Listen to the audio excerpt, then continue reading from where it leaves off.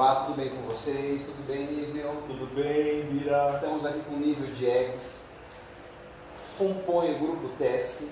Ele está no projeto Quarentenas também, ele é um ator do Quarentenas e vai contar pra gente qual a experiência dele do Quarentenas, o que representa para ele e falar um pouquinho dele antes de a gente entrar no projeto. Sim. Então, tudo começou, obviamente, quando a gente passou a não poder se encontrar mais, a partir do dia 15 e 16, já não podíamos mais nos encontrar e ficamos um tempo grande sem ter ideia, imaginando que logo voltaríamos, imaginávamos que tipo mês de maio poderíamos já estar voltando a se encontrar justamente aqui nessa sala, todas as segundas-feiras, nosso bate-encontro. Mas aí foi se prolongando, foi quando a gente passou a fazer peças à distância, peças online, teve essa primeira ideia de 2 ou 3 peças que a gente iria ler para poder, cada uma das suas casas, fazer essas peças. Aí isso também foi mudando, porque a gente assistiu à experiência de outros colegas, de outros projetos que não estavam da forma que a gente imaginava que seria, que é esse teatro online. Dependendo do formato, funciona super bem, inclusive dependendo da tecnologia que você tem a seu dispor, da internet, inclusive, de toda quase que uma ilha de edição à disposição do grupo ou da pessoa. E daí a gente foi tirando da frente todas essas questões que tivessem ou implicações técnicas, ou que não coubesse o elenco inteiro, que nós éramos, no caso, uns 10, 9, 10 atores, né? Então tudo isso foi tirando da frente, até que a gente chegou numa história, que aí o Manuel propôs uma história sobre a quarentena. E aí a gente foi agregando as outras pessoas que estavam afoitas de projetos e de trabalhos e de poder dialogar de alguma forma sobre, enfim, a atuação, né? Interpretar, mesmo que seja por um veículo, né, por câmera, por internet.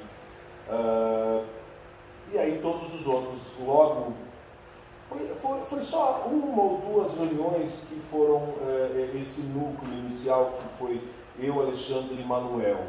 Depois já fomos agregando Nelma, depois a Adriana, Pedro, Fernando, André, Bianca, todos os outros, né?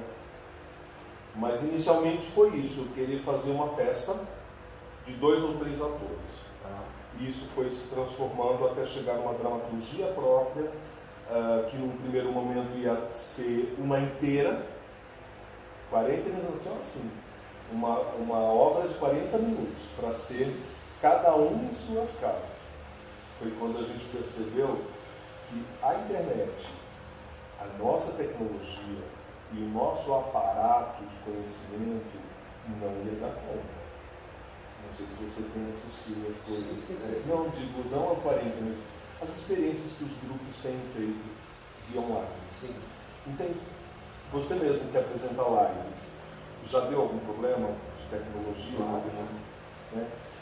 Ou do meu, ou da pessoa. O receio é esse, entendeu? A gente fica muito à mercê do que pode acontecer. Fora isso, eu dou o texto na minha casa, se tiver um delay para você dar a resposta, ia ficar... Ou seja, aí foi desmembrando... E se evitar isso, na verdade. Se evitar isso. Porque, imagine, né? Você divulga, você convida as pessoas, você monta todo um aparato que ia ser 8 atores, cada um em suas casas. Isso é uma loucura. Mas foi isso. Então aí foi mudando até chegar aí a gente pensar em gravar essas cenas, que aí deu 4 capítulos, mas a gente sentiu necessidade de esticar, e aí são 6 capítulos que as pessoas vão poder ver. Já o 4º capítulo, eu não sei quando vai essa entrevista, né? Mas hoje lançamos o 4. E já estamos aí perto do 5º editado e o 6º na outra semana, e aí finaliza. E uma coisa que eu não perguntei para eles, perguntei sobre o processo criativo, sobre o ator, como eles construíram, perguntei muito se primeiro veio o personagem para depois eles fazerem a caracterização, ou se veio a caracterização para depois o personagem, sabe aquela coisa, né? Que o autor tem. Mas eu não perguntei se eles que criaram o personagem, eles construíram o personagem, mas eles que escreveram e criaram ou não? Isso... Não, o Manuel que escreveu. A dramaturgia, o Manuel, a todos dramaturgia nós temos a licença, né? Bom, é um grupo. Tá. A gente está, essa configuração dos 9, nós estamos juntos há 2 anos, lendo muito. Então, fizemos algumas experiências. A gente, quando veio a pandemia, a gente estava com um espetáculo para a rua, que ia ser sobre a Paixão de Cristo. Estávamos produzindo isso para a prefeitura, ia acontecer na Praça Dom Orione, na Páscoa. Então a gente se conhece muito bem, todo mundo, né? Então, assim, claro que o Manuel não tem uma dramaturgia rígida, então todo mundo cria na hora de... Mas ele tem todo um texto que ele escreveu, a dramaturgia dele. E mesma coisa com os personagens. Eu acabo assumindo direção, mas todo mundo tem toda a liberdade. Aliás, a gente já divide as personagens um pouco no perfil, um pouco do jeito de cada um, sabe? De como cada um pode atuar ou pode compor. Então, aí tem as 3 primeiras leituras também, que fizemos uma coisa mais destrinchada, mais esmiuçada, mais aprofundada para debater pontos de emoção ou de como reagir, por exemplo, em coisas com objetos, porque é tudo novo para a gente, né? Não só fazer algo pela câmera, mas se autodirigir, porque a gente ia ter que gravar. Quem mora, por exemplo, com parentes... Autodirigir, autoproduzir. Então a gente ia ter que ver a roupa. Tudo ia sendo debatido em grupo. Tivemos problemas? Sim. Teve cenas que tiveram que ser refeitas por causa de objetos. Tiveram cenas que tiveram que ser refeitas por conta de uma câmera mal posicionada, por conta de ruídos, por conta de um monte de coisas. Hoje mesmo, antes da gravação, fizemos, elas gravaram uma cena porque um problema de luz, coisas que a gente não domina, né? Não é o nosso métier criativo, né? Pensar numa luz, ainda mais em câmera. Então, foi uma loucura. A gente chama de experimento porque um experimento. Está sendo um experimento. Nada a gente tinha certeza de resultado. O texto, a direção, as atuações. Tem gente que é um pouco mais exagerada, tem gente que é um pouco mais introspectiva na interpretação, tem gente mais over, outros um pouco mais tendendo à comédia, outros com uma coisa meio tchecoviana, cheia de pausas, outros uma linguagem aqui, assim, bem intimista, sabe? Então cada um tem um jeito. Eu não tenho isso, cada um não dá para montar. E foi um experimento. A proposta era deixar isso acontecer mesmo. Um experimento, de verdade, assim. Ver o que vai dar.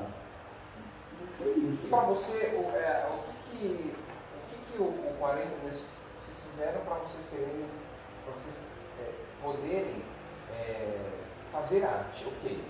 Mas a arte, ela normalmente quer passar uma mensagem, né, para as pessoas. E aí você acha que neste momento de quarentena, os 40 passam que mensagem para as pessoas, para as famílias que estão em caos, ou mesmo para quem não está em caos, mas quem não está em caos hoje, né? Mas assim, só de você estar trancado em casa, embora tenha que agradecer, você está todo mundo trancado em casa, mas é um momento diferente. Então, o que o projeto agrega para as pessoas? Então, primeiro momento, eu acho que quando alguém que não nos conhece assiste, algumas pessoas têm dado feedback de se perceberem como uma sériezinha, né? Uma novela, uma série onde a gente se vê representado de algum jeito, ou pelo menos uma identificação que a gente tem com aquilo com aquela trama, ou com aquilo que é dito, ou com aquele contexto.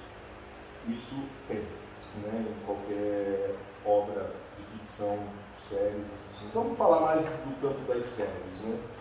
Então a gente percebeu que esses assuntos que nós trabalhamos no roteiro, né, na dramaturgia aí, são coisas que estavam acontecendo com as pessoas. A gente quase que fez uma crônica da sociedade daquele período. Correu um risco de ficar datado, porque lançamos só no final do ano, por conta disso que eu já te expliquei, que problemas técnicos mesmo. A gente não tem grandes conhecimentos tecnológicos, tem gente no grupo que até tem, mas não igual uma pessoa que trabalha com isso, que trabalha com audiovisual, que faz isso a vida inteira, que tem uma ilha de edição, por exemplo. Nós não tínhamos isso a nosso dispor, então foi tudo batendo cabeça. E com isso, o tempo foi indo. Pensamos, ixi, essas histórias ficaram lá atrás. Aí veio uma segunda. Quando começou?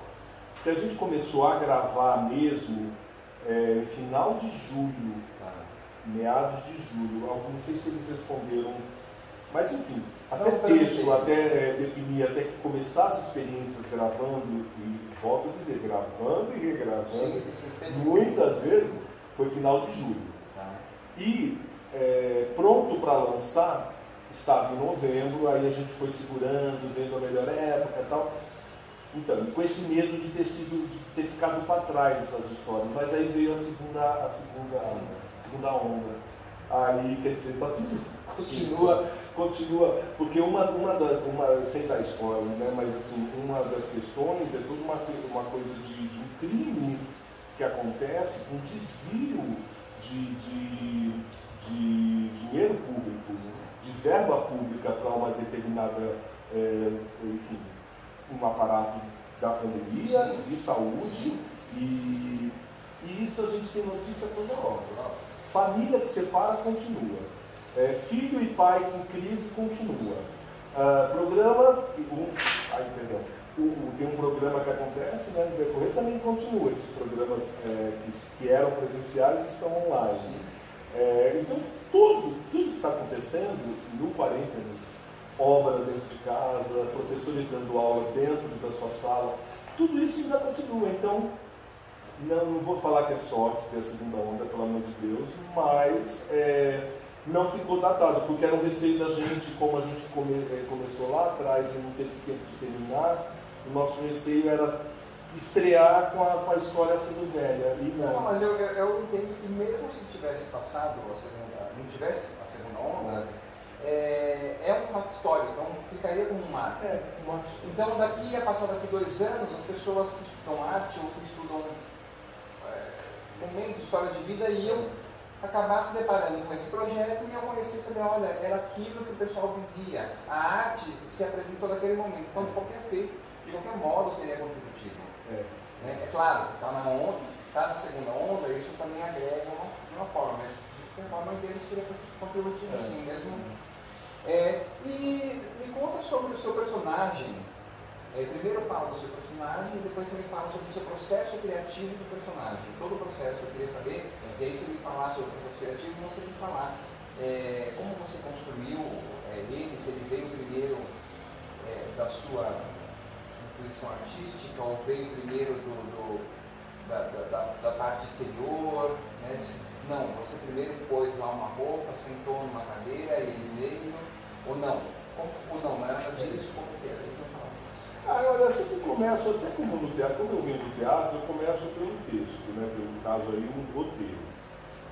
Para conhecer, porque ali no roteiro tem, né, o personagem fica dizendo coisas, além dele, ele abre a série dando entrevistas, né, porque ele é um TO, né, um terapeuta ocupacional, trabalha numa ONG.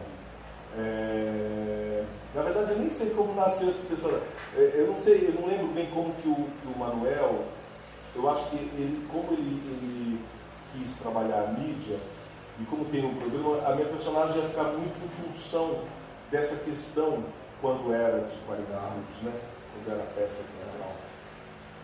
Acho que ia ficar em função disso, de uma pessoa de ONG, que é importante e que, na verdade, estava fazendo todo um trabalho social, um trabalho de acolhimento com famílias, com pessoas, através dessas OS, dessas ONGs.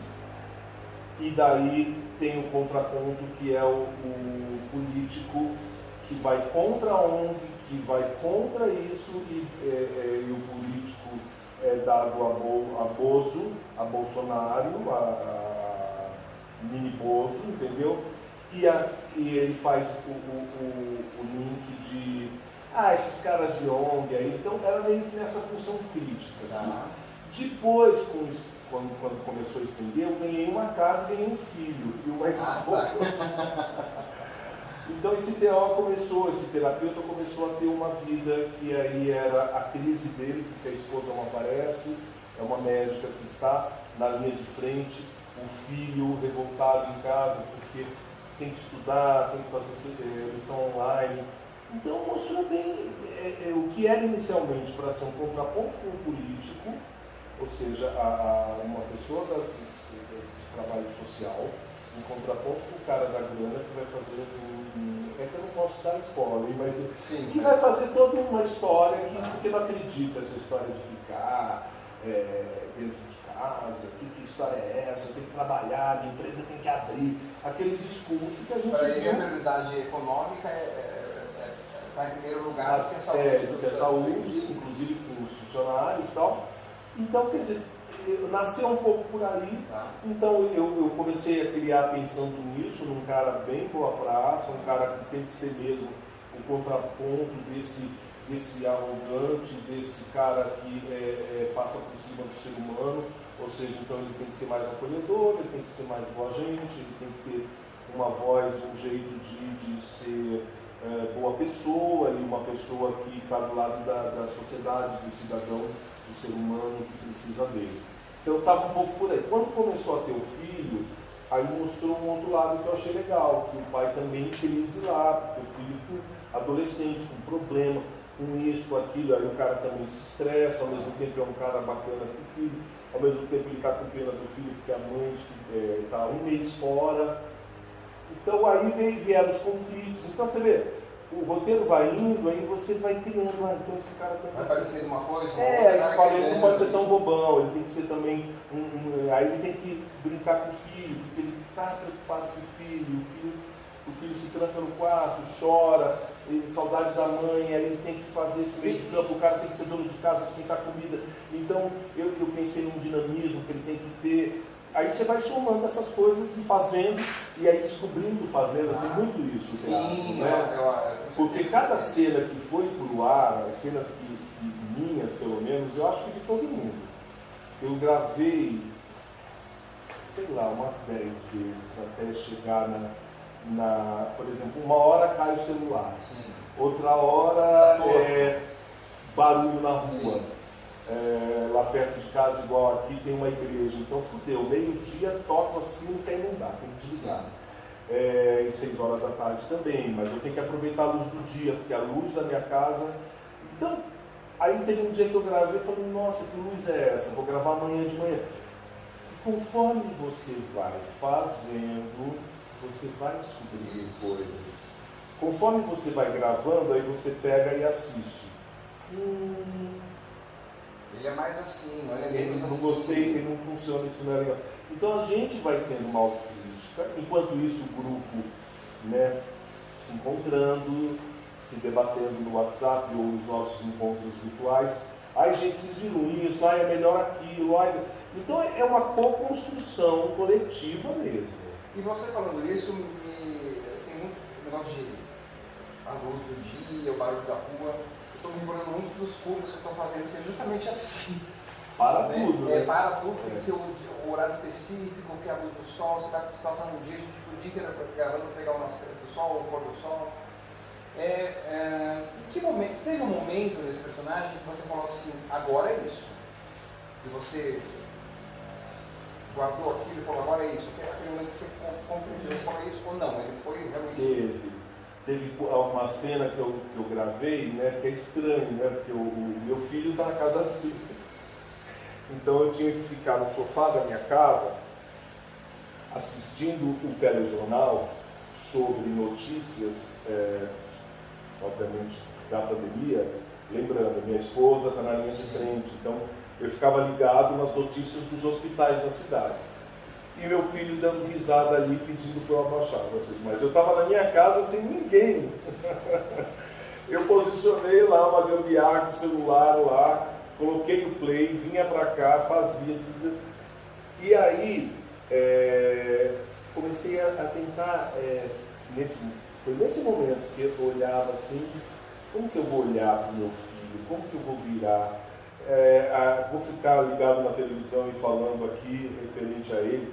Então foi quando eu comecei a descobrir um pouco mais aonde eu estava enfiado. Falei, esse negócio é complicado, né? Ali você falou, mas ao mesmo tempo eu fui descobrindo um tom que eu falo, isso aí tem que ser muito dia a dia.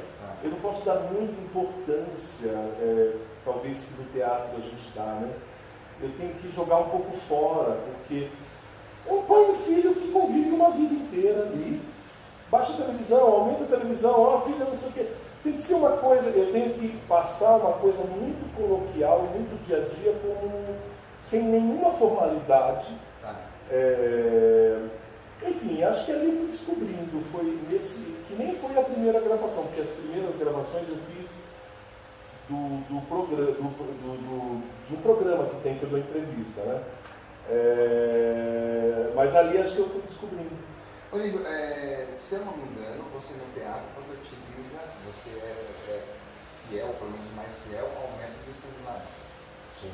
E agora nas personagens também, na verdade? Acho que tem, porque o próprio Stanislavski, né, o cinema americano, né, através de Actor Studios lá no passado, hoje em dia, Stella Adler, o Meisner, mesmo que Meisner desconsidere um pouquinho, né, Stanislavski, mas partiu dele como uma antítese, né, da própria tese do Stanislavski, do próprio conceito, né, do tratado que ele escreve. Né.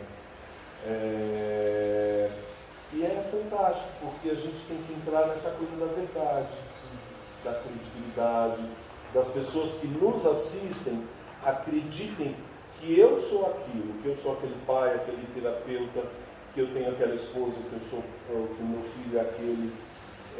Se o público acredita, essa mágica que o Stanislavski propõe, né, de fazer o público acreditar naquilo que você está dizendo, daquilo que você está ensinando, mostrando. Então, Stanislavski cai como uma luva para essas séries americanas, para as novelas brasileiras, para os filmes, por conta disso, né? O audiovisual parte muito de uma coisa com a verdade, né?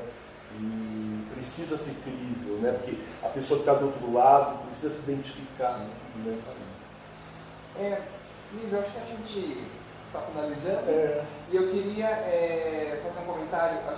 Eu já postei 2 entrevistas e teve uma repercussão enorme, todo mundo querendo saber, perguntando, amigos, colegas de trabalho, colegas de teatro, pessoas que legal. Eu tenho muitos colegas que atuam, que são professores, e eles, alguns não conhecem a oficina de atores e perguntam sobre, eu tinha o sonho de fazer teatro, quero fazer teatro, mas que grupo, eu não conheci o grupo é da oficina, é o nível, então não conhecendo, né? Então agora, como você já se apresentou, já falou, seria legal você falar um pouco sobre a oficina de atores, para quem está assistindo, quem tiver interesse. Olha, o grupo TES, por exemplo, a Adriana e o Alexandre, eles são professores há muitos anos na oficina de atores. O grupo TES nasceu, na verdade, de uma necessidade de eu perceber que alguns atores vão se formando na oficina de atores, ou em qualquer lugar, né? Não importa, nem em qualquer escola, e eles ficam um pouco à deriva, ficam um pouco sem saber para onde vão. Alguns conseguem entrar em algum projeto que já está encaminhado, alguns até formam um grupo, mas mesmo assim batem muito cabeça, né? Porque é difícil. Nós também, por mais que tenham alguns veteranos, nós temos muita dificuldade de emplacar como grupo por conta desses editais que a gente entra. Nós não temos ainda uma história, né? E isso é cobrado da gente, por isso que a gente não abriu mão de fazer alguma coisa nesse período parado, assim, vamos dizer, da arte na cidade, né? Do teatro, da arte em geral na cidade. Então, parado bem entre aspas, né? Um monte de gente está fazendo uma porção de coisas. Mas para um grupo que ainda não tem a sua história, porque tem grupos que tinham uma peça pronta, foram para teatros, encenaram essa peça e mostraram online. A gente não tinha nada pronto. A gente não tinha um projeto. Tinha esse da Paixão de Cristo sob encomenda. Mas era um projeto para uma praça. Nem pensamos em dar continuidade. Quem sabe no que vem a Prefeitura do São Paulo. Mas entendeu? Então assim, nós não tínhamos não é um grupo que tem um repertório, uma história. É um grupo muito novo. Muito novo mesmo. Então, o 40 veio a calhar nesse sentido, né? Mas, voltando para a sua pergunta, o TES é novo, apesar de ter veteranos, nós não temos ainda uma grande história, já é uma história, mesmo que seja pequena, e uma história muito bem traçada, muito bem pensada e muito bem construída, mas ainda é uma história pequena perante assim, aos editais que a gente tenta, né?